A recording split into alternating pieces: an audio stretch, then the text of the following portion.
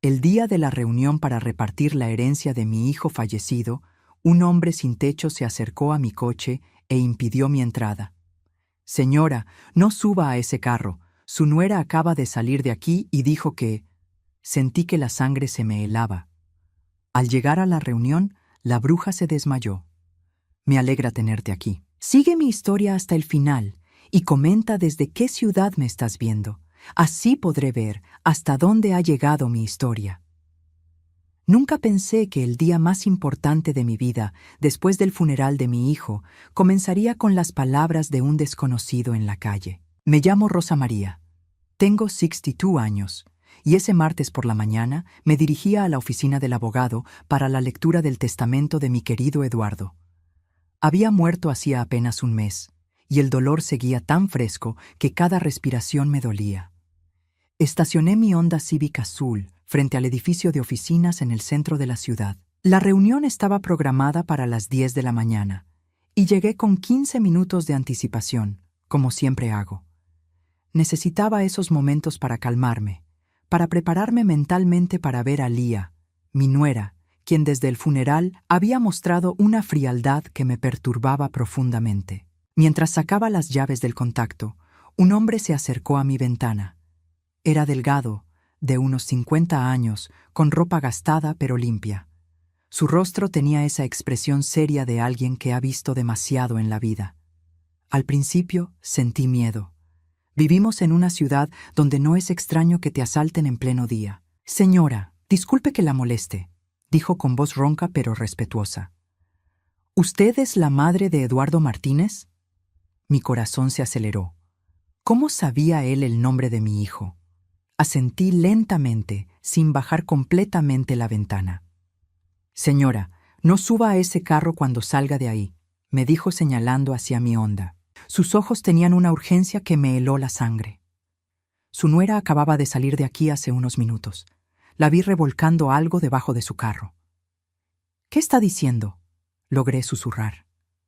Mi voz sonaba extraña, como si viniera de muy lejos. La señora esa, la esposa de su hijo, estaba agachada junto a la parte de adelante de su carro. Tenía algo en las manos, parecían alicates o algo así. Cuando me vio mirando, se puso muy nerviosa y se fue corriendo. El mundo comenzó a dar vueltas a mi alrededor. Lía había llegado antes que yo, pero ¿por qué estaría tocando mi carro? ¿Y quién era este hombre que parecía conocer tanto sobre mi familia? «¿Quién es usted?», le pregunté, tratando de mantener la calma. «Me llamo Carlos. Trabajé en la construcción de este edificio hace años. Conozco a toda la gente que viene por aquí regularmente». Se acercó un poco más y bajó la voz. «Señora, su hijo era una buena persona. Siempre me saludaba cuando venía a estas oficinas. Por eso me preocupé cuando vi lo que estaba haciendo esa mujer. Una extraña mezcla de gratitud y terror me invadió. Eduardo siempre había sido así, amable con todos, sin importar su condición social. Era el tipo de persona que recordaba el nombre del conserje y preguntaba por la familia del portero. ¿Qué exactamente vio que estaba haciendo?, les pregunté, aunque parte de mí no quería saber la respuesta. Carlos miró hacia ambos lados de la calle antes de responder. Estaba debajo de la parte delantera, cerca de donde están las ruedas. Movía algo con esas herramientas. Cuando terminó, se limpió las manos en una toalla que traía y la tiró en esa basura de ahí. Señaló hacia un contenedor cerca de la entrada del edificio. Mi mente se negaba a procesar lo que estaba escuchando. Lía, la mujer que había llorado en el funeral, que había recibido las condolencias de todos nuestros conocidos, ¿había estado saboteando mi carro? «Señora, no sé qué problemas tenga con esa señora, pero algo no está bien. Mi instinto me dice que no es seguro que maneje ese carro hoy». Miré mi reloj. Las 9:55. La reunión comenzaría en 5 minutos. Tenía que decidir rápidamente. ¿Confiar en las palabras de un desconocido o asumir que era una coincidencia extraña? «Gracias por decirme», le dije finalmente. ¿Podría esperarme aquí? Necesito ir a esa reunión, pero cuando salga, me gustaría hablar más con usted». Carlos asintió. «Estaré por aquí, señora. Solo tenga cuidado con esa mujer. Algo en sus ojos no me gustó nada». Salí del carro con las piernas temblorosas. Cada paso hacia el edificio se sentía como caminar sobre arena movediza. ¿Era posible que Lía quisiera hacerme daño? ¿Por qué? Durante los 3 años que había estado casada con Eduardo, siempre habíamos tenido una relación cordial, aunque nunca fuimos realmente cercanas. El elevador parecía subir en cámara lenta hacia el 7º piso. Cuando se abrieron las puertas, pude ver la sala de conferencias al final del pasillo. A través de las paredes de vidrio, distinguí la silueta de Lía sentada en una de las sillas, hablando con el abogado. Al abrir la puerta de la sala, Lía levantó la vista hacia mí. El cambio en su expresión fue inmediato y aterrador. Su rostro se puso completamente pálido, como si hubiera visto un fantasma. Sus ojos se abrieron desmesuradamente y comenzó a respirar de forma agitada. «Rosa María», dijo el licenciado Herrera, levantándose para saludarme. «Justo a tiempo. Ya podemos comenzar con...». No pudo terminar la frase. Lía se había puesto de pie bruscamente, tambaleándose. Su mano derecha se llevó al pecho y comenzó a hacer un sonido extraño, como si no pudiera respirar. «Lía, ¿estás bien?», pregunté instintivamente, a pesar del miedo que me había causado su reacción al verme. Tú deberías estar», y murmuró con voz entrecortada, y antes de poder terminar la frase, sus ojos se pusieron en blanco y se desplomó sobre la mesa de conferencias. El abogado corrió hacia ella mientras yo me quedé paralizada junto a la puerta. ¿Qué había querido decir con «tú deberías estar»? ¿Debería estar dónde? ¿Muerta? Las palabras de Carlos resonaban en mi mente como campanas de alarma. Lía había esperado que yo no llegara a esa reunión. La ambulancia tardó 12 minutos en llegar. 12 minutos que se sintieron como horas mientras yo observaba a Lía recuperar lentamente la conciencia en la sala de conferencias. El licenciado Herrera le había aflojado el cuello de la blusa y le había puesto un vaso de agua fría en las muñecas, pero yo no podía quitarme de la mente sus palabras truncadas. «Tú deberías estar». Cuando finalmente abrió los ojos, me miró con una expresión que no supe cómo interpretar.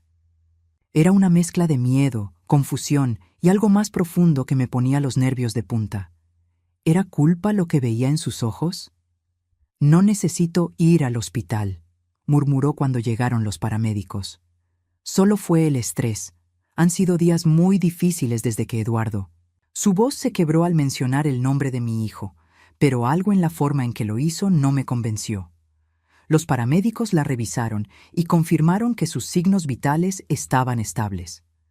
Sugirieron que fuera al hospital para hacerse estudios más profundos, pero Lía insistió en quedarse. «Rosa María», dijo cuando nos quedamos solos con el abogado. «Perdona por haberte asustado. Es que ver tu cara me recordó tanto a Eduardo. A veces olvido que él ya no está».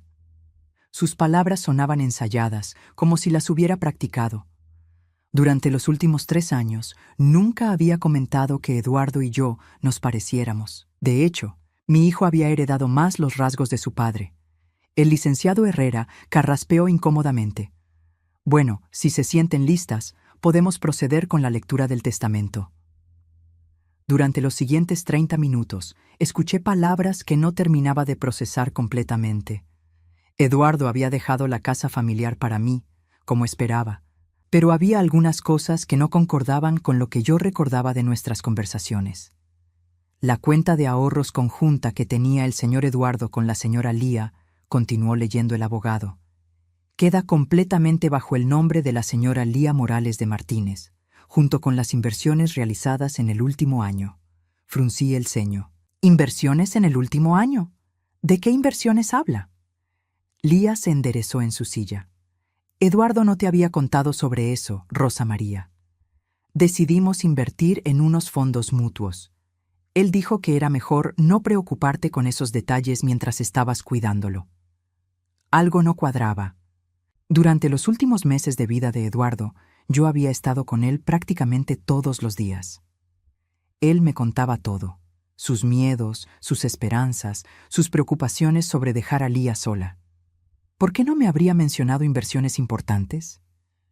¿Podrían darme una copia de todos estos documentos?, le pregunté al licenciado. Por supuesto, señora Martínez. Los tendré listos para mañana. Lía se veía cada vez más incómoda. Rosa María, ¿para qué necesitas copiar todo? El testamento es muy claro. Eduardo quería que yo tuviera seguridad económica. Solo quiero entender bien lo que mi hijo decidió. Respondí, tratando de mantener mi voz calmada, aunque por dentro sentía que algo estaba terriblemente mal. Cuando salimos del edificio, Lía caminó rápidamente hacia su carro, un Toyota rojo que Eduardo le había comprado el año pasado. Tengo que irme. Tengo una cita médica, dijo sin mirarme a los ojos. La vi alejarse y entonces recordé a Carlos. Lo busqué con la mirada y lo encontré sentado en una banca cerca del estacionamiento. Cuando me acerqué, se puso de pie inmediatamente. ¿Cómo le fue en la reunión, señora? Confusa, admití. Necesito que me muestre exactamente qué vio que estaba haciendo mi nuera. Carlos me llevó hasta mi carro y se agachó cerca de la rueda delantera derecha. Aquí, señora, estaba trabajando con algo aquí cerca. Señaló hacia el área donde estaban los frenos. Saqué mi teléfono y llamé a Miguel, el mecánico que había cuidado nuestros carros durante los últimos 15 años. Miguel, necesito que vengas a revisar mi carro. Es una emergencia. Miguel llegó en 20 minutos con su camioneta llena de herramientas. Carlos se había quedado conmigo todo el tiempo, contándome más detalles de lo que había visto. Esa señora estaba muy nerviosa, me dijo. Seguía mirando hacia la entrada del edificio, como si estuviera esperando que alguien saliera. Cuando terminó de hacer lo que estaba haciendo, se limpió las manos muy bien, como si no quisiera que quedaran rastros. Miguel se puso debajo de mi carro con una linterna. Al cabo de unos minutos, salió con el rostro serio. Rosa María, alguien cortó parcialmente el cable de los frenos. No completamente, pero lo suficiente para que fallaran después de unos kilómetros de manejo. Sentí como si el suelo se abriera bajo mis pies. ¿Estás seguro? Completamente seguro. Esto no es desgaste natural. Alguien lo hizo a propósito. Miguel me mostró el cable dañado. Si hubieras manejado este carro hoy, especialmente en una bajada o tratando de frenar bruscamente, habrías tenido un accidente muy grave. Carlos me puso una mano gentil en el hombro. Lo siento, señora. Ojalá me hubiera equivocado. Mi mente trabajaba a 1000 por hora. Lía había llegado temprano a la reunión. Había saboteado mi carro, se había desmayado al verme llegar viva, y había mentido sobre inversiones que Eduardo supuestamente había hecho sin decirme. Miguel, ¿puedes arreglar esto hoy? Claro, pero Rosa María, creo que deberías llamar a la policía. Esto es intento de homicidio. Negué con la cabeza. Primero necesito entender qué más está pasando. Hay algo más grande aquí. Mientras Miguel trabajaba en mi carro, no podía dejar de pensar en la expresión de Lía cuando me vio entrar a la sala de conferencias. No era solo sorpresa, era terror puro, terror de que yo estuviera viva. Y si había mentido sobre las inversiones, ¿sobre qué más había mentido? ¿Qué más no sabía yo sobre los últimos meses de vida de mi hijo? Esa noche no pude dormir. Me quedé sentada en la cocina de mi casa, la misma donde había criado a Eduardo, mirando las fotos familiares que colgaban en la pared. En todas ellas, mi hijo sonreía con esa alegría genuina que lo caracterizaba. Pero en las pocas fotos donde aparecía Lía, después de que se casaran, su sonrisa parecía diferente, más calculada. A las 6 de la mañana sonó el timbre. Era Carlos, vestido con la misma ropa del día anterior pero más limpia. Traía una bolsa de papel en las manos. Señora Rosa María, perdone que venga tan temprano, pero no pude dormir. Tengo algo que mostrarle. Lo invité a pasar y le serví una taza de café. Sus manos temblaban ligeramente cuando sacó algo de la bolsa. Una toalla manchada y unos alicates pequeños. Los saqué de la basura ayer después de que usted se fue. Pensé que podrían ser importantes. Examiné la toalla. Tenía manchas oscuras que parecían grasa de motor, pero también algo rojizo que me heló la sangre. Los alicates tenían residuos metálicos en las puntas. Carlos, necesito preguntarle algo muy importante. ¿Cuántas veces ha visto a mi nuera por ese edificio? Carlos se rascó la barbilla pensativamente. En los últimos 2 meses la he visto como 5 o 6 veces. Siempre sola, nunca con su esposo. Y siempre actuaba de forma extraña. ¿Extraña cómo? Nerviosa. Miraba mucho hacia todos lados, como si no quisiera que la vieran. Una vez la vi saliendo del edificio llorando, pero cuando vio que yo la estaba mirando, paró de llorar inmediatamente, como si fuera un acto. Mi estómago se contrajo. ¿Eduardo nunca la acompañaba? No, señora. De hecho, las últimas veces que vi a su hijo, se veía muy enfermo, más delgado, más pálido. Me daba tristeza verlo así porque siempre había sido tan fuerte y saludable. Algo empezó a formarse en mi mente, una sospecha tan horrible que no quería ni pensarla. Carlos, ¿usted sabe si en ese edificio hay oficinas médicas? Sí, señora. En el 4.º piso hay varios consultorios. También hay una farmacia pequeña en el 1.er piso.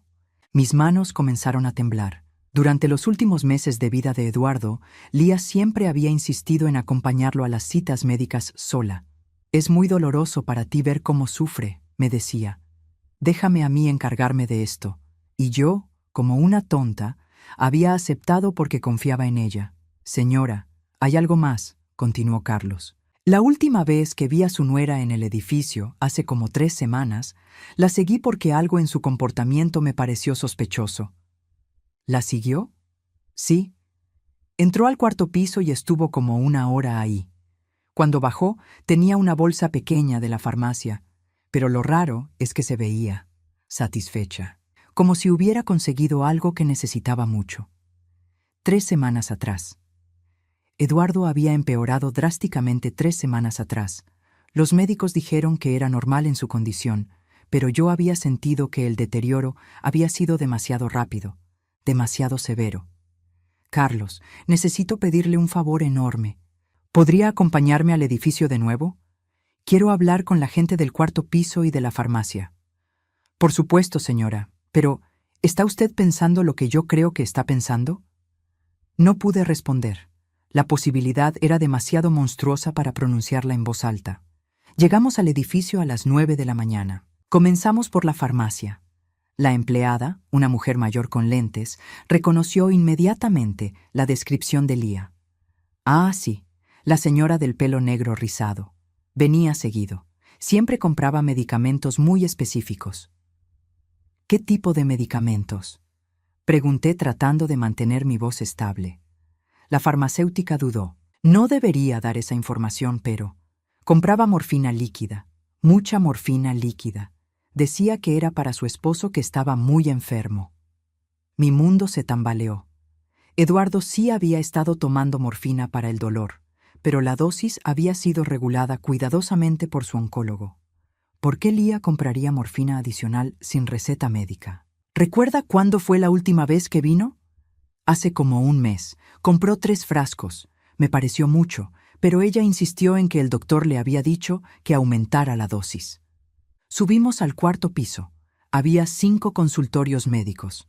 En el tercero, el doctor Ramírez, un hombre de unos 40 años, reconoció la descripción de Lía. Sí, venía preguntando sobre la condición de diferentes pacientes.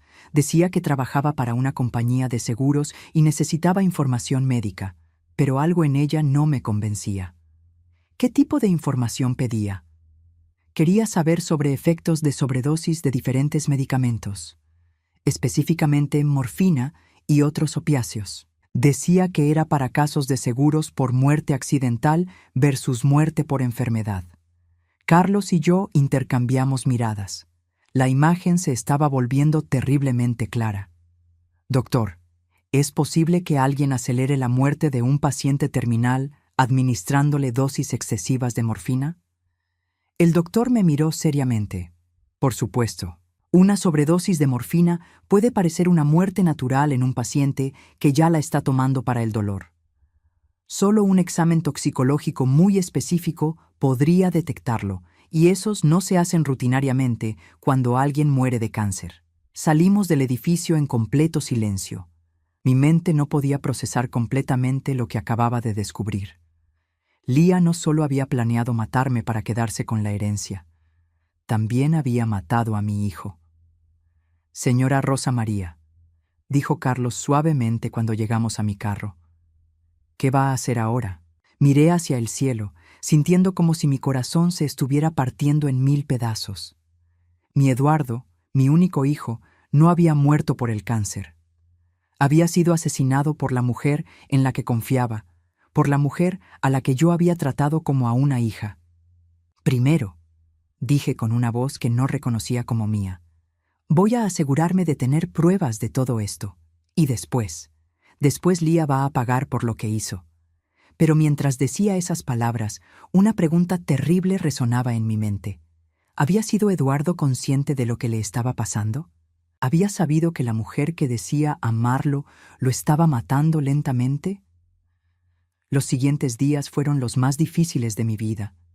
Tenía que actuar como si nada hubiera pasado mientras mi mundo interior se desmoronaba. Cada vez que sonaba el teléfono y era Lía llamando para preguntarme cómo estaba, tenía que controlar el impulso de gritarle lo que había descubierto. Pero sabía que si quería justicia para Eduardo, tenía que ser inteligente. Carlos se había convertido en mi aliado inesperado. Resultó que había trabajado en construcción toda su vida hasta que una lesión en la espalda lo dejó sin poder trabajar. Conocía a mucha gente en la ciudad, especialmente a otros trabajadores que a menudo eran invisibles para las personas como Lía. Esa invisibilidad, me di cuenta, era nuestra ventaja. Señora Rosa María, me dijo el jueves por la mañana cuando vino a verme. Conseguí hablar con la mujer que limpia el edificio de noche. Dice que encontró cosas raras en la basura del 4º piso. ¿Qué tipo de cosas? Frascos vacíos de medicamentos, siempre después de los días que su nuera visitaba el edificio. Y algo más interesante, encontró papeles quemados parcialmente. Los guardó porque pensó que podrían ser importantes. Carlos sacó de su mochila varios pedazos de papel chamuscados. Con cuidado los extendimos sobre mi mesa de cocina. Algunos estaban demasiado dañados para leer, pero pude distinguir algunas palabras clave: dosis, efectos secundarios, síntomas de sobredosis. Uno de los fragmentos tenía la letra de Lía. Reconocí su escritura inmediatamente porque había visto sus notas durante años. Decía: incrementar gradualmente para evitar sospecha. Debe parecer natural. Síntomas compatibles con progresión de enfermedad. Se me revolvió el estómago. Ahí estaba la evidencia de que Lía había planeado meticulosamente el asesinato de mi hijo. No había sido un impulso. Había sido un plan calculado y frío. Carlos, necesito entrar a la casa donde vivía Eduardo con Lía. Necesito buscar más evidencias. ¿Cómo va a hacer eso, señora? Ella vive ahí. Lía tiene un trabajo de medio tiempo en una oficina de contabilidad. Sale de casa todos los martes y jueves de 2 a 6 de la tarde. Hoy es jueves. Carlos me miró preocupado. ¿Y si la descubren? Eduardo me dio una llave de emergencia hace años. Nunca se la pedí de vuelta. A las 2:30 de la tarde, Carlos y yo estábamos parados frente a la casa que Eduardo había comprado con tanto esfuerzo 3 años atrás. Era una casa modesta pero bonita, con un pequeño jardín que él mismo había plantado. Ver las flores que Eduardo había cuidado, ahora marchitándose bajo el cuidado de Lía, me partió el corazón. Entramos silenciosamente. La casa olía diferente. Ya no tenía ese aroma a canela y café que Eduardo siempre mantenía. Ahora olía a productos químicos de limpieza y algo más que no pude identificar. Revisemos su habitación, susurré. El dormitorio principal había cambiado completamente. Eduardo había tenido fotos nuestras en su mesita de noche, pero ya no estaban. En su lugar, Lía había puesto fotos de ella sola, como si Eduardo nunca hubiera existido. En el closet, entre la ropa de Lía, encontramos una caja pequeña escondida detrás de los zapatos. Dentro había cosas que me helaron la sangre, más frascos vacíos de morfina, jeringas usadas y, lo más perturbador de todo, un cuaderno donde Lía había documentado meticulosamente el deterioro de Eduardo. Día 15. Aumenté la dosis. Eduardo está más confundido. Excelente. Día 23. Los médicos no sospechan nada. Está muy débil para protestar por los medicamentos. Día 30. Rosa María preguntó por qué dormía tanto. Le dije que eran los efectos del tratamiento. Mis manos temblaban mientras leía. Pero lo peor vino después. Día 40. Eduardo trató de llamar a Rosa María para decirle algo sobre los medicamentos, pero se lo impedí. Le dije que estaba delirando por la fiebre.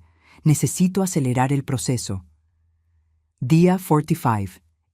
Está sospechando. Anoche trató de esconder las pastillas debajo de la lengua. Tuve que cambiar a inyecciones mientras dormía. Mi hijo había sabido. En sus últimos días, Eduardo había sabido que algo estaba mal, pero estaba demasiado débil y confundido por los medicamentos para hacer algo al respecto. Señora, mire esto, dijo Carlos desde el baño. Había encontrado un frasco de morfina líquida sin abrir, escondido detrás de los productos de limpieza. Pero el descubrimiento más impactante estaba en el último cajón del escritorio de Eduardo. Había una carta, con su letra temblorosa de los últimos días, dirigida a mí. Mamá, si estás leyendo esto es porque algo me pasó. Lía está haciendo algo con mis medicamentos. Me siento peor cada vez que ella me los da. Traté de decírtelo cuando viniste ayer, but ella siempre está presente. Tengo miedo, mamá. No creo que vaya a salir de esta, pero no de la forma que los doctores dicen. Te amo. Cuídate de ella. Eduardo. La carta estaba fechada 5 días antes de su muerte. 5 días en los que mi hijo había estado consciente de que estaba siendo envenenado, pero demasiado débil para hacer algo al respecto. Lloré silenciosamente mientras Carlos me consolaba. Mi pobre Eduardo había muerto sabiendo la verdad, sintiéndose traicionado por la mujer que había amado y casado. Necesitamos irnos antes de que regrese, me dijo Carlos suavemente. Fotografié todas las páginas del cuaderno, la carta de Eduardo y los frascos de medicamentos con mi teléfono. También me llevé la carta original, sabiendo que era evidencia crucial. Cuando salimos de la casa, mi tristeza se había transformado en algo más poderoso: determinación. Lía había matado a mi hijo de la manera más cruel posible, haciéndole saber en sus últimos días que estaba siendo envenenado, pero sin poder hacer nada para detenerse. Ahora tenía que decidir mi siguiente paso. Tenía evidencia suficiente para ir a la policía, pero algo me decía que Lía no se daría por vencida fácilmente. Si descubría que yo sabía la verdad, podría huir, o peor aún, podría tratar de silenciarme de forma permanente. Carlos, le dije mientras manejábamos de regreso a mi casa, creo que Lía va a intentar algo más. Ahora que falló en matarme con el sabotaje del carro, va a buscar otra forma. ¿Qué propone que hagamos, señora? Vamos a tender una trampa. Vamos a hacer que confiese todo lo que hizo. El plan era arriesgado, pero era la única forma de conseguir que Lía confesara. Carlos había conseguido una grabadora pequeña de un amigo suyo que trabajaba en seguridad. La escondí en mi bolso y practiqué actuar como si no supiera nada durante horas frente al espejo de mi habitación. Le envié un mensaje a Lía el viernes por la mañana. Necesito hablar contigo sobre algo importante. ¿Podemos vernos en el café donde solías ir con Eduardo? Es sobre la herencia. Su respuesta llegó casi inmediatamente. Por supuesto, Rosa María. ¿A qué hora? A las 3 de la tarde. Elegí ese café específicamente porque sabía que tenía significado emocional para ella. Era donde Eduardo la había pedido en matrimonio 3 años atrás. Pensé que estar en ese lugar podría hacer que bajara la guardia. Carlos estaría sentado en una mesa cercana, fingiendo leer un periódico. Habíamos acordado una señal en caso de que las cosas se salieran de control.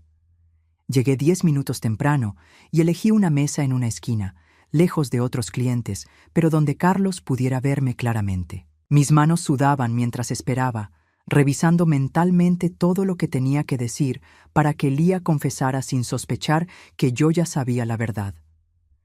Lía llegó exactamente a las 3. Se veía diferente a como la había visto en el funeral y en la oficina del abogado. Más relajada, casi. Feliz. Llevaba un vestido nuevo y su cabello estaba recién arreglado. No parecía una viuda en duelo. «Rosa María, te ves cansada», dijo sentándose frente a mí. «¿Has estado durmiendo bien?» Es difícil dormir desde que Eduardo se fue, respondí, observando su reacción cuidadosamente. Por un momento, algo cambió en su expresión. Una microsonrisa que trató de ocultar inmediatamente. Lo entiendo perfectamente. Yo también extraño mucho a Eduardo. Mentirosa, pensé, pero mantuve mi cara neutral. Lía, quería hablar contigo porque me surgieron algunas dudas después de la reunión con el abogado. Su cuerpo se tensó ligeramente. ¿Qué tipo de dudas? Sobre esas inversiones que mencionaste. Eduardo nunca me habló de ellas y conocía todos sus planes financieros. Lía se reclinó en su silla, calculando su respuesta. Rosa María, no quiero sonar dura, pero Eduardo no te contaba todo, especialmente hacia el final, cuando estaba muy enfermo. A veces los pacientes con cáncer se vuelven confundidos. ¿Confundidos? Sí, los medicamentos para el dolor afectan la mente. Eduardo a veces no recordaba conversaciones que habíamos tenido el día anterior. Esa mentira me dolió profundamente, pero tenía que seguir actuando. Supongo que tienes razón. Es solo que me sorprende que invirtiera tanto dinero sin decírmelo. Fueron decisiones inteligentes, dijo Lía, con más confianza ahora. Eduardo quería asegurar mi futuro. Sabía que yo no tengo la experiencia laboral que tú tienes. Claro, claro. Y supongo que los médicos dijeron que su deterioro al final fue normal, ¿verdad? Los ojos de Lía se iluminaron con algo que parecía orgullo perverso. Bueno, Eduardo tuvo mucha suerte de no sufrir demasiado. Los medicamentos para el dolor realmente ayudaron a que fuera pacífico. ¿Tú le administrabas los medicamentos? Sí, por supuesto. Los médicos dijeron que era importante mantener un horario estricto. Eduardo a veces se olvidaba, especialmente hacia el final. Mentira otra vez. Eduardo nunca se olvidaba de tomar sus medicamentos. Era meticuloso con eso. Debe haber sido difícil para ti verlo deteriorarse tan rápidamente, dije, observando su reacción. Lía bajó la mirada, pero no antes de que yo viera un destello de satisfacción en sus ojos. Fue muy duro, pero al menos no sufrió mucho tiempo. ¿Cuánto tiempo dirías que duró la etapa más difícil? Tal vez las últimas 6 semanas. Ahí fue cuando realmente empeoró rápido. Exactamente el tiempo que coincidía con sus visitas al edificio de oficinas para conseguir morfina extra. Lía, ¿puedo preguntarte algo personal? Ella asintió, pero pude ver tensión en sus hombros. ¿Alguna vez sentiste que tal vez Eduardo hubiera vivido más tiempo si hubiera recibido un tratamiento diferente? Su respuesta me heló la sangre. Rosa María, Eduardo estaba sufriendo mucho. A veces, cuando amas a alguien verdaderamente, la mejor forma de ayudarlos es asegurar que no sufran innecesariamente. ¿Qué quieres decir con eso exactamente? Lía me miró directamente a los ojos y por primera vez vi su verdadera naturaleza sin máscara. Quiero decir que algunas veces uno tiene que tomar decisiones difíciles, decisiones que otras personas podrían no entender. Mi corazón se aceleró. Estaba a punto de confesarlo. ¿Qué tipo de decisiones, Lía? Bueno, se inclinó hacia adelante, bajando la voz. Si alguien está sufriendo y va a morir de todas formas, ¿no sería más compasivo ayudarlos a acelerar el proceso para que no sufran más? ¿Estás diciendo que... Estoy diciendo que Eduardo tuvo suerte de tener a alguien que lo amaba tanto que se aseguró de que sus últimos días no fueran una agonía prolongada. Ahí estaba, la confesión que necesitaba. Lía, ¿aumentaste las dosis de morfina de Eduardo? Ella sonrió, una sonrisa fría y calculada. Rosa María, eres muy inocente. Eduardo estaba sufriendo, yo solo. Alivié su sufrimiento un poco más rápido de lo que hubiera pasado naturalmente. ¿Lo mataste? Yo lo liberé, dijo sin mostrar ni un ápice de remordimiento. Y ahora tengo los recursos para vivir la vida que siempre quise. Eduardo al final sirvió para algo útil. La máscara había caído completamente. Lía no solo había matado a mi hijo, sino que había estado fingiendo ser una viuda doliente mientras se regocijaba en su libertad y su nueva riqueza.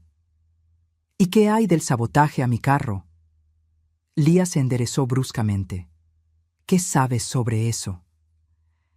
Sé que cortaste los cables de mis frenos el día de la reunión con el abogado. Su expresión cambió a pura frialdad. Bueno, Rosa María, si ya sabes eso, entonces sabes que no puedo permitir que andes por ahí compartiendo historias. ¿Me estás amenazando? Te estoy diciendo la realidad. Eduardo ya no está aquí para protegerte. Y accidentes pueden pasar a cualquiera, especialmente a mujeres mayores que viven solas. Esa amenaza directa fue lo último que necesitaba escuchar. Tenía todo grabado, pero ahora tenía miedo de que Lía tratara de lastimarme ahí mismo en el café. Miré hacia donde estaba Carlos, quien había notado la tensión y se había acercado un poco más a nuestra mesa. Lía, dije manteniéndome calmada, creo que esta conversación ha terminado. Oh no, Rosa María, creo que apenas está comenzando. Lo que pasó después en el café se desarrolló como una película en cámara lenta. Lía se había inclinado hacia adelante, sus ojos brillando con una maldad que nunca había visto antes en una persona real. Sus palabras siguientes confirmaron mis peores temores. Rosa María, fuiste una buena suegra, pero siempre fuiste un obstáculo. Eduardo te adoraba demasiado. Cada vez que yo sugería que nos mudáramos lejos, él decía que no podía dejarte sola. Cada vez que yo quería hacer algo con su dinero, él consultaba contigo primero. Su voz se había vuelto venenosa, llena de resentimiento acumulado durante años. Al principio pensé que podía esperarte. Después de todo, tienes 62 años. Pero luego me di cuenta de que podrías vivir otros 20 años, interfiriendo en mi vida, haciéndome preguntas sobre el dinero de Eduardo. Así que decidiste matarme, dije, tratando de mantener mi voz estable. El sabotaje de tu carro habría sido perfecto. Un accidente. Nadie habría sospechado nada, pero ese maldito vagabundo. Su cara se torció de frustración. ¿Y Eduardo? ¿Por qué lo mataste a él también? Lía se rió, una risa que me heló los huesos. ¿También? Rosa María, Eduardo fue el plan principal. Tú solo eras limpieza. El mundo se tambaleó a mi alrededor. ¿Qué? ¿Realmente pensaste que me casé con tu hijo por amor? Eduardo era dulce, sí, pero también era ingenuo y tenía dinero. El seguro de vida que tenía por el trabajo vale $300,000, más la casa, más las cuentas de ahorros. Era una inversión a futuro. Pero el cáncer fue un regalo del cielo, dijo con frialdad. Me dio la cobertura perfecta. Todos esperan que un paciente de cáncer muera. Solo tuve que acelerar el proceso un poco. Mis manos temblaron mientras procesaba la magnitud de su maldad. ¿Cuánto tiempo llevabas planeando esto? Desde antes de casarme con él. Sabía sobre su predisposición genética al cáncer. Tu familia tiene un historial, ¿verdad? Su padre murió joven de cáncer también. Era cierto, el padre de Eduardo había muerto de cáncer cuando Eduardo tenía apenas 15 años. Esperé pacientemente, y cuando finalmente le diagnosticaron, supe que era mi oportunidad. Eres un monstruo. Soy una superviviente, replicó sin inmutarse. A diferencia de tu hijo, que era demasiado noble para su propio bien. ¿Sabes lo que me dijo en sus últimos días conscientes? No quería escuchar, pero ella continuó de todas formas. Me dijo que me amaba y que esperaba que yo fuera feliz después de que él se fuera. Incluso mientras se estaba muriendo por mi culpa, estaba preocupado por mi felicidad. Las lágrimas comenzaron a correr por mis mejillas. La imagen de mi Eduardo, noble y bondadoso hasta el final, muriendo mientras se preocupaba por la mujer que lo estaba matando. Pero ahora tú lo sabes todo, continuó Lía, y eso es un problema. Se inclinó aún más cerca, y pude ver que tenía algo en su mano debajo de la mesa. ¿Qué tienes ahí, Lía? Solo un pequeño seguro, por si decides ser problemática. En ese momento, Carlos se acercó a nuestra mesa. Disculpen, señoras, ¿todo está bien aquí? Lía se sobresaltó, escondiendo rápidamente lo que tenía en la mano. Todo está perfecto, gracias. Rosa María, dijo Carlos mirándome directamente. ¿Está lista para irnos? Entendí la señal. Sí, creo que esta conversación ha terminado. Me levanté lentamente, pero Lía me agarró del brazo. No hemos terminado de hablar, Rosa María. Sí, hemos terminado, dije firmemente. Fue entonces cuando Carlos hizo algo inesperado. Se acercó más y dijo en voz alta: «Señora, creo que debería saber que todo lo que han hablado ha sido grabado y transmitido en vivo a la estación de policía». Lía palideció. «¿Qué?». Carlos sonrió. «Mi amigo en seguridad no solo me prestó una grabadora, también me enseñó a usar una aplicación que transmite en vivo. Los detectives han estado escuchando toda la conversación». Como si hubiera sido orquestado, 3 oficiales de policía entraron al café en ese momento. «¿Lía Morales de Martínez?», preguntó uno de ellos. Lía se puso de pie bruscamente y lo que tenía escondido cayó al suelo. Era una jeringa pequeña. «Está arrestada por sospecha de homicidio y intento de homicidio». Mientras la esposaban, Lía me miró con puro odio. «Esto no ha terminado, Rosa María». «Sí, Lía, esto ha terminado». Los siguientes días fueron un torbellino de declaraciones policiales, entrevistas con detectives y la dolorosa pero necesaria exhumación del cuerpo de Eduardo para realizar un examen toxicológico completo. Los resultados confirmaron lo que ya sabía. Eduardo había muerto por una sobredosis masiva de morfina, administrada aproximadamente 6 horas antes de su muerte oficial. También encontraron trazas de otros sedantes que Lía había usado para mantenerlo inconsciente durante sus últimas horas. La carta que Eduardo había escrito, junto con el cuaderno de Lía documentando el asesinato y la grabación de su confesión en el café, constituían evidencia irrefutable. Lía fue condenada a cadena perpetua sin posibilidad de libertad condicional. 3 meses después del juicio, estaba sentada en el jardín de mi casa, el mismo jardín donde Eduardo había jugado cuando era niño. Carlos había venido a visitarme, como hacía cada semana desde que todo terminó. «¿Cómo se siente, señora Rosa María?», me preguntó. «Triste», admití, «pero también aliviada. Eduardo puede descansar en paz ahora». «¿Y usted? ¿Puede descansar en paz también?». Miré hacia las flores que Eduardo había plantado, ahora floreciendo bajo mi cuidado otra vez. «Creo que sí. Por primera vez en meses, creo que sí puedo». Carlos se había convertido en algo más que un aliado. Se había convertido en un amigo verdadero, alguien que había arriesgado su propia seguridad para ayudarme a obtener justicia para mi hijo. «Carlos, hay algo que he estado pensando». «¿Qué es eso, señora?» «El dinero de la herencia, el seguro de vida de Eduardo. Todo eso ahora es mío legalmente». Él asintió, sin saber a dónde quería llegar. «Quiero usarlo para algo bueno, algo que habría hecho feliz a Eduardo». «¿Cómo qué?». «Hay muchas personas como usted que han tenido mala suerte, pero que son buenas personas. Quiero crear un pequeño fondo para ayudar a gente que necesita una segunda oportunidad». Los ojos de Carlos se llenaron de lágrimas. «Eduardo estaría orgulloso de usted». «Espero que sí». Esa noche, sola en mi casa, saqué la última carta que Eduardo me había escrito. La había leído cientos de veces, pero esa noche noté algo que no había visto antes. En la última línea, después de «cuídate de ella», había algo más escrito con lápiz muy claro. «Pero no dejes que el odio consuma tu corazón. Siempre fuiste más fuerte que cualquier maldad». Mi Eduardo, incluso en sus momentos más oscuros, se había preocupado por mi bienestar emocional. Doblé la carta cuidadosamente y la guardé en mi caja de recuerdos. Lía había pagado por sus crímenes. Eduardo había sido vengado. Y yo, a los 62 años, había aprendido que nunca es demasiado tarde para ser fuerte, para luchar por la justicia y para encontrar nuevos propósitos en la vida. La justicia había llegado silenciosamente, pero había llegado. Y por primera vez desde la muerte de mi hijo, pude dormir en paz.